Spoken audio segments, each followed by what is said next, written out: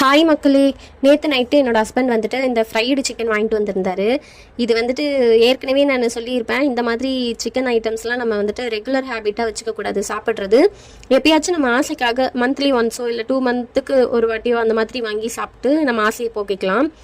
அப்படி தான் வந்துட்டு நான் இதுக்கு முந்தின வீடியோ போட்டது வந்துட்டு ஒரு 1.5 மந்த் ஆயிருக்கும். அதோட இப்போ தான் வந்துட்டு நம்ம இந்த சிக்கனே சாப்பிட்றோம். நேற்று வாங்கிட்டு வந்திருந்தாரு. ஃப்ரைடு சிக்கன் தான், சூப்பராக இருந்துச்சு. எங்கள் வீட்டு குட்டி லட்டும் வந்துட்டு அதை எடுத்து லைட்டாக கடிச்சு டேஸ்ட்டு பார்த்து சாப்பிட்டுட்டு இருந்தான். யம்மி யம்மி அப்படின்னு சொல்லிட்டு. அதே மாதிரி வெறுமனையாக சாப்பிட்றதுக்கும் நல்லா இருந்துச்சு. மைனஸ் சாஸில் தொட்டு சாப்பிடும்போது அதோட டேஸ்ட் அல்டிமேட்டாக இருந்துச்சு.